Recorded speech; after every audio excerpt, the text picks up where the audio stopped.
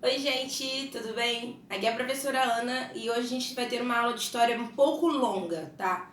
Na verdade, mentira, tá? Esse primeiro vídeo vai ser um vídeo mais curtinho, em que a gente vai fazer uma introdução, um apanhado geral do que foi esse período da Idade Média, tá bom? Então, esse apanhado geral vai ser, aquilo que eu tô te falando, é uma coisa geral mesmo, em que a gente vai ver as periodizações históricas, algumas problematizações, mas o importante é que a gente não fique só nessa aula pequena do geral e que a gente parta também para as outras aulas em que a gente vai aprofundar esse conhecimento sobre a Idade Média, tá?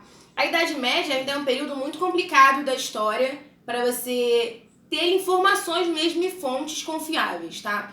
O período que a gente mais tem fontes é o período da Alta Idade Média, que é o período de maior produção cultural, mas a gente tem ainda algumas problemáticas em torno desse período. A primeira problemática que vocês já devem ter ouvido é chamar esse período de período das trevas, ou idade das trevas, ou como se a Idade Média fosse um período em que nada tivesse sido produzido, em que as pessoas ficaram enclausuradas, quase que em cavernas. Não é nada disso. Essa é uma visão totalmente distorcida que é feita pela própria população moderna e contemporânea, pela própria historiografia moderna e contemporânea, quando vai estudar esse processo de Idade Média. Tá? Então, isso é uma situação, chamar, né, de Idade das Trevas, é sempre aquela coisa de você valorizar. O que você está valorizando no período da modernidade? É a antiguidade.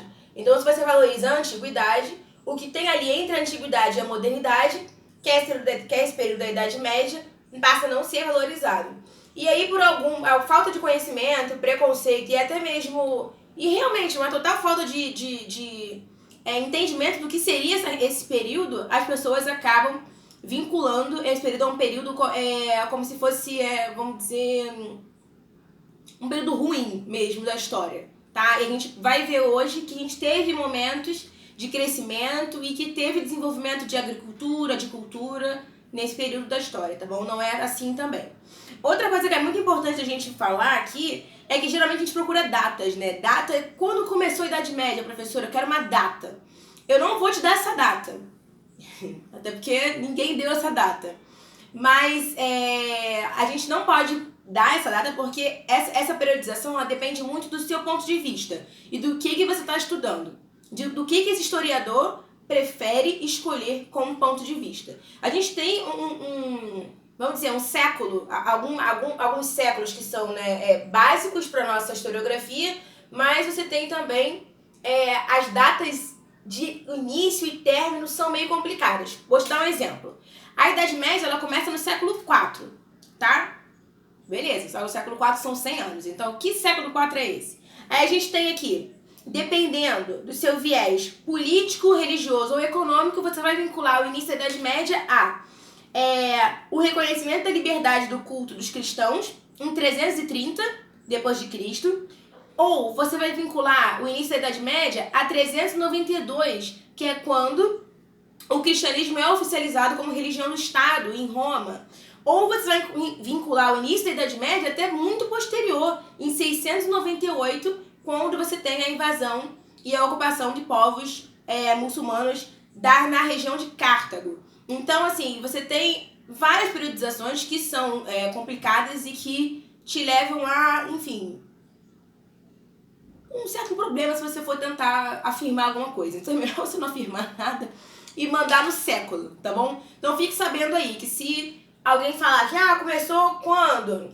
Aí você pode botar entre a oficialização ali do cristianismo e a liberdade de culto aos cristãos, a queda do Império Romano, tá? Não, a gente não tem uma data precisa, até porque depende de cada historiador. Tem historiador, por exemplo, que vai dizer que o período da Idade Média termina em 1453, com a queda de Constantinopla e o fim da Guerra dos 100 Anos, ou em 1492, com a descoberta da América, ou até mesmo somente em 1517, com o início da Reforma Protestante. Existem autores que dizem que o mundo medieval só acaba na Revolução Francesa. Então, essa periodização é um pouco complicada. Tá? A gente vai trabalhar aqui com uma periodização um pouco mais aceita pela historiografia e um pouco mais tranquila também. Só que vamos tentar não focar muito em datas, vamos focar nos séculos e na periodização, que eu acho que fica mais fácil, tá? Então a gente foca no processo e não em datas e eventos específicos. Eu acho mais fácil a gente conseguir entender assim, tá? Beleza? A primeira Idade Média, ela é esse primeiro período em que a gente tem de transição entre o mundo antigo e o mundo medieval. Como é que funciona esse período de transição? É um mundo em que não é nem antigo e nem medieval ainda. Você tem características do mundo romano ativas ainda nesse período e você tem também as características que seriam fundamentais para o mundo medieval. Tá? Essa primeira Idade Média, que seria o que antigamente a gente chamava de antiguidade tardia. Hoje em dia não se usa mais essa nomenclatura. Mas se por um acaso numa prova de vestibular tiver isso, você já entende do que eu tô falando. Tá? Mas hoje em dia você chama de primeira Idade Média. Essa primeira Idade Média é esse momento de transição, tá?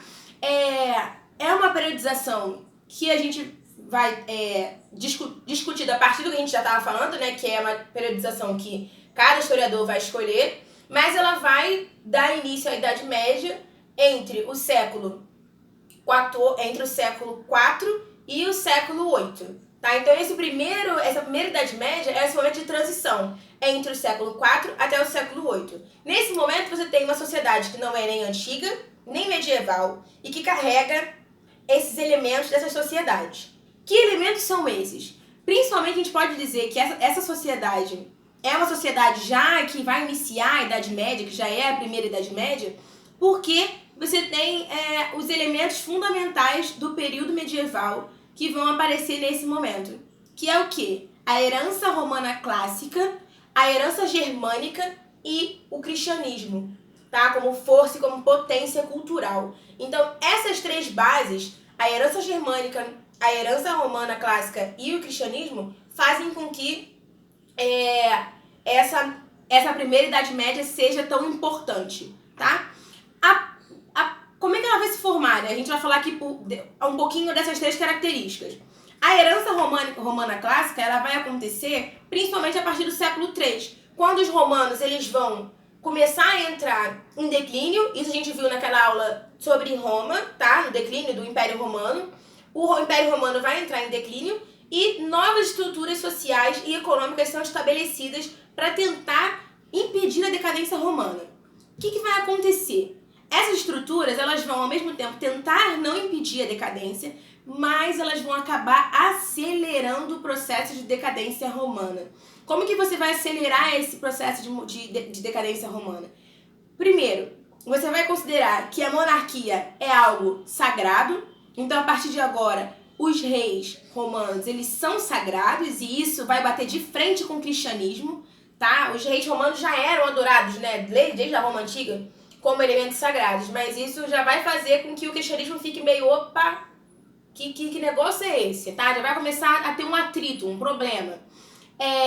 Os romanos, eles vão aceitar os germanos no seu exército oficial, então isso já vai fazer com que a introdução desses povos seja uma introdução mais rápida e também vai acabar transformando as hierarquias sociais em hierarquias sociais mais rígidas. A gente tem que lembrar que no Império Romano as hierarquias sociais eram um pouco mais fluidas. A ideia de Roma e de ser romano era mais fluida. E agora, nesse momento, a gente começa a tentar, para impedir a decadência, a tentar apertar um pouquinho o cerco, tá? Vai ter o desenvolvimento também do cristianismo como cristianismo de Estado. Daí isso vai ser muito importante para trazer contradições para esse próprio mundo romano, beleza?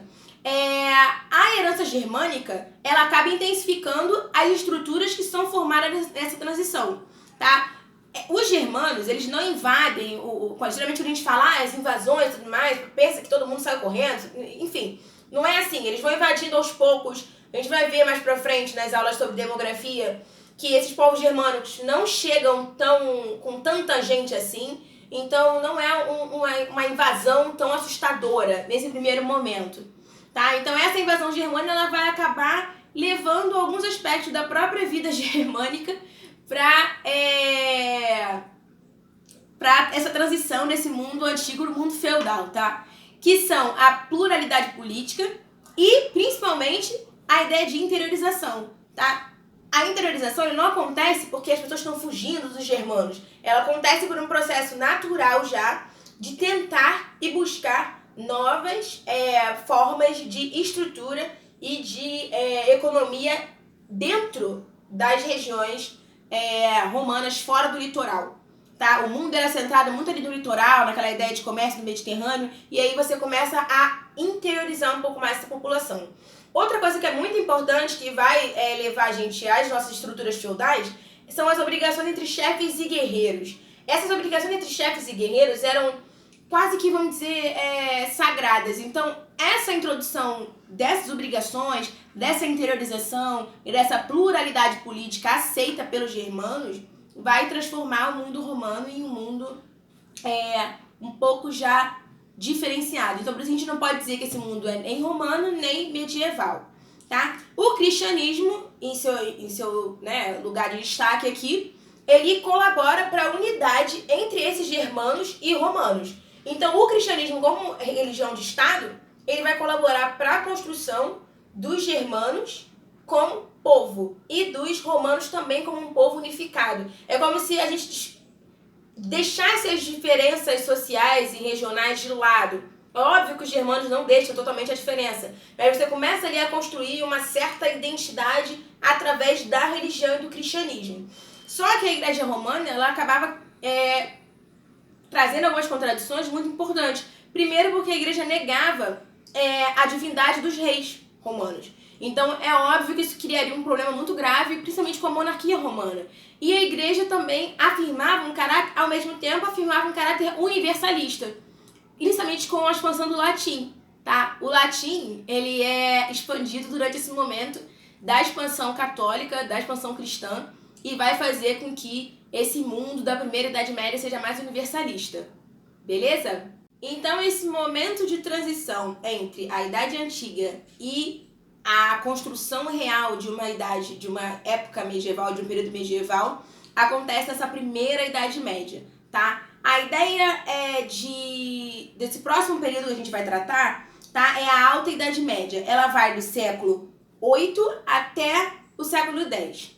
Esse momento da Alta Idade Média é um momento em que a gente tem mais fontes históricas, tá? A gente tem mais coisa para falar sobre esse momento. Isso bem, dá para perceber bem, geralmente nos estudos que a gente acompanha e nas aulas mesmo que a gente dá, porque é o período em que a gente tem mais fontes históricas, tá? E nesse período da Alta Idade Média, que vai do século 8 até o século 10, ele é acompanhado de uma tentativa de mudanças sociais. Já que a gente estava numa transição ali entre o mundo entre o mundo que já não era antigo, não era romano, também não era o mundo feudal, não era o mundo da Idade Média, que mundo era esse? A gente tem uma tentativa de reorganização desse mundo através da ideia de uma monarquia centralizada. Tá? Um grande governo dessa época vai ser o governo do Carlos Magno. Tá? O Carlos Magno, ele vai dar início à dinastia carolíngia, que vai tentar levar essa ideia de monarquia unida à Igreja Católica mais a sério, vamos dizer assim, né? Então ele vai ser um dos percussores dessa ideia. Isso, tá? Da Igreja Católica e do Carlos Magno, isso aí tem um pouquinho de Aristóteles, tem um pouquinho de filosofia também. Acho que eu vou botar isso só no outro vídeo para não confundir agora, tá? Mas tem umas ideias aí de Aristóteles, o negócio de que a igreja seria a dona do poder monárquico e aí por isso que ela faria a coroação dos reis, enfim. Calma, não vou enlouquecer com isso agora não. Mas essa dinastia carolíngia, ela vai ser apoiada pela igreja. Por que ela vai ter esse apoio da igreja? Porque a igreja é esperta. A igreja vai aumentar o seu poder muito, principalmente porque é ela que vai coroar os reis, é ela que vai dar o poder para os reis serem os governantes daquela região, e ela vai aumentar e muito a sua quantidade de terras em que ela tem. E nesse período a gente já vem vendo desde a antiguidade que a riqueza está sendo construída em cima da terra, tá? Você até tem uma riqueza construída em cima do comércio, mas a ideia da terra, de ter terras, é muito importante, principalmente para o poder, tá? Para você construir poder. Então a igreja, nesse momento, ela vai receber uma doação enorme da dinastia carolíngia, e vai fazer com que ela tenha uma grande parte de terras e que vai transformar a igreja em uma outra instituição, que não era até então. Então agora a igreja, ela que, vamos dizer, autoriza os monarcas a serem governantes, e ela tem uma grande quantidade de terras doadas. Outra coisa importante que essa dinastia carolíngia vai fazer é a ideia de transformar o dízimo em lei. Então o dízimo vira lei. o que vai vincular totalmente a economia à igreja e também vincular a economia a uma estrutura agrária, tá? Então, a transformação do dízimo em lei, a doação de terras, vai fazer com que a Igreja Católica tenha um papel muito grande nesse momento. Só que essa unidade territorial do Carlos Magno, da dinastia carolíngia, é uma unidade territorial um pouco ilusória, tá? Eles vão tentar manter essa unidade territorial. Nesse momento, você tem uma leve recuperação econômica, uma recuperação demográfica também, você tem um menor número de mortes, maior número de nascimentos, uma recuperação econômica, uma expansão territorial cristã, mas essa unidade territorial, essa unidade monárquica que a dinastia carolíngia queria, era meio complicada de se fazer naquele momento, tá? Não deu muito certo. Quer dizer, não posso falar que não deu muito certo, mas foi uma tentativa de domínio e de, enfim, manter ali o governo na mão do rei ilusória, tá? Porque a política já estava pluralizada e, na verdade, o que o Carlos Magno acabou fazendo, a dinastia carolíngia acabou fazendo, foi cada vez mais dar poder à igreja e vincular essa igreja à própria economia e à política, tá bom? No final desse período da Alta Idade Média, a gente tem, já no finalzinho do século X, novas ocupações, tá? Que são ocupações de um território que estava se recuperando, e essas ocupações, sim, vão levar a um certo medo e um certo problema aí para a população que está morando nessa região, tá? Que são as ocupações dos povos de vikings, muçulmanos e magiares, tá? Principalmente as ocupações dos vikings e muçulmanos são ocupações que causam um pouco de agitação nas cidades e que vai colaborar cada vez mais para que a população, já com aquela ideia germânica, né, de interiorização, que se interiorize cada vez mais. Então, dessa invasão desses povos vikings, desses povos muçulmanos, acaba levando a uma grave crise econômica, demográfica, nesse período da Alta Idade Média, tá? E a gente vai entrar em outro período. Esses períodos que eu tô falando pra vocês, só pra deixar claro aqui, são períodos, não é que, parou o mundo, meu Deus do céu, começou aqui na primeira Idade Média, depois veio a Alta Idade Média, depois veio, meu Deus do céu, Idade Média Central, depois Baixa Idade Média, caraca. Esse período que eu tô falando pra você não é uma coisa que as pessoas param de viver pra entrar nele, não. É porque quando nós, historiadores, vamos estudar esses períodos, a gente tenta ver, para facilitar o estudo, alguns períodos históricos e alguns periodizações mesmo, um período de tempo em que tenha características mais ou menos parecidas. Então, por exemplo, a Idade Média Central, é um período do século XI até o século XIII, que tem características parecidas, que é um momento diferente do momento vivido anteriormente. Entendeu? Então, esse negócio de período, às vezes a gente acha que acabou o mundo e, enfim, tô começando de novo. As pessoas que moram na época, que viviam no período medieval, não sabiam que estavam vivendo a Alta Idade Média, a Idade Média Central, nem nada disso não. Nem que elas estavam vivendo a Idade Média. Elas estavam só vivendo. A gente agora é que estabelece períodos para poder facilitar um pouquinho mais o nosso estudo. Então, depois das invasões e dessas novas ocupações e invasões de povos vikings e muçulmanos e magiares, eu sempre falo errado esse nome, magiares, você tem uma nova reação da população. Você tem uma grande perda demográfica, seja pelas mortes causadas pela própria invasão dos vikings, que são invasões geralmente bem violentas, ou também pela interiorização, tá? Então você tem um período em que você vai viver ali um momento meio estranho, tá? No século X ali é um período meio esquisitinho. A partir do século XI, essa sociedade tenta se reerguer e se reorganizar para viver de acordo com essa nova realidade, que é a realidade dessa Europa cristã invadida por povos vikings, saquearam povos vikings e povos muçulmanos, beleza? Então, essa nova realidade vai fazer com que entre os séculos XI e XIII, esse momento seja conhecido como Idade Média Central. Tá? Esse momento é o momento do início do modo feudal de viver. O que é esse modo feudal de viver? É um modo... geralmente a gente fala feudo, a gente já vai pensando logo em terra. Fica calmo, tá? Não foca na terra ainda não.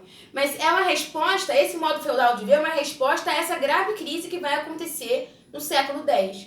Tá? E como que a sociedade, a sociedade europeia cristã vai responder a essa crise? Ela vai se reorganizar em uma sociedade estratificada, fechada, agrária, fragmentada politicamente e dominada pela igreja. Tá? Parece que o mundo europeu entrou em colapso, né? Você fala, caraca, tá fragmentado, tá fechado, tá agrário. Não é bem assim, tá? Eles só vão mudar o modo de vida para se adaptar a essa nova realidade, tá? Então, nessa Idade Média Central, você começa a ter, por exemplo, nesse período, uma forte expansão populacional. Porque graças a essa fuga das cidades, essa interiorização e essa ideia um pouco mais fragmentada politicamente, você consegue ter alguns vazios populacionais que vão impedir, por exemplo, o avanço da peste, que vão impedir, por exemplo, o avanço das próprias invasões. Então você tem nesse momento uma certa recuperação populacional e territorial, tá? Como que vai acontecer durante essa Idade Média Central, aí, essa reorganização? Quais são os principais fatos, né, que vão rolar? Você vai ter as cruzadas, tá? As cruzadas agora elas vêm com tudo para expandir principalmente o comércio. Elas são as cruzadas, na verdade, a gente vai estudar isso daqui a pouco, mas as cruzadas elas são organizações, né, cristãs para ir contra o mundo pagão. O mundo pagão específico, tá bom? Não é qualquer pagão não, mas é um mundo pagão específico. Só que ela vai acabar, as cruzadas vão acabar sendo desviadas das suas rotas pelos comerciantes. Porque os caras aproveitam esse momento em que o exército está indo em busca de expandir o território e de, enfim, conquistar o território das mãos dos muçulmanos, eles vão acabar pegando esse período aí para começar a comercializar. Então eles vão atrás em caravanas para fazer comércio, enquanto os outros estão se matando, eles estão lá fazendo comércio. Enfim, meio complicado. Mas então você, nesse momento das cruzadas, você tem um aumento do comércio, você tem também na Idade Média Central uma maior procura de mercadorias, tá? De mercadorias que não tem nessa Europa. Então são mercadorias que você tem que buscar em outro lugar, geralmente mercadorias de luxo, tecidos, coisas que não são produzidas ali, tá? Que vai além do agrícola. Aí você tem também uma disponibilidade de mão de obra muito grande, porque é uma galera que já começa a sair lá de dentro, no século XIII principalmente, já começa a sair lá do interior e vir para as cidades. E você tem uma diversificação da economia, que é quando surgem as corporações de ofício, você tem já um momento em que o artesanato na cidade já vai crescendo, tá? As indústrias na cidade vão crescendo também, e uma produção cultural muito grande. Então a gente não pode dizer, por exemplo, a gente tá falando, o período do feudalismo foi um período em que não se produziu nada. Não é bem assim, tá? Você tem uma produção cultural muito grande, você tem uma diversificação na economia, não é só plantar batata e ficar lá quietinho na sua terra. Tem várias paradas acontecendo, tá bom? E dentro dessa sociedade medieval, junto com essa ideia de cruzadas e com a ideia de procura de mercadorias, diversificação, surge uma nova classe social, um novo segmento urbano, que vai acelerar um pouquinho essas mudanças que já estão acontecendo nesse período da Idade Média Central. Que novo segmento urbano é esse? É o que a gente vai chamar mais na frente de burguesia, mas que até agora não se chama de burguesia, tá? São associações. Então, associações de comerciantes, mercadores vão começar a surgir e vão começar a se organizar nesse período, tá? Principalmente com o crescimento das cidades, com a ideia da expansão da ciência e conhecimentos e com a fundação de algumas monarquias nacionais que já vão começar, a ideia de monarquia nacional já vai começar a ser fecundada ali, ó, bem nesse momento da Idade Média Central, tá? O próximo momento que a gente vai estudar é o momento da Baixa Idade Média. A Baixa Idade Média já é o finalzinho, tá? Entre o século XIV e XV, que é o finalzinho mesmo desse momento aqui, o acabou a aula, valeu, obrigada, tudo que eu precisava saber eu já tô ligada já. Então, essa Baixa Idade Média, ela acontece entre o século XIV e XV e ela vai representar um momento de crise. Por quê? Toda essa expansão, veja bem a contradição.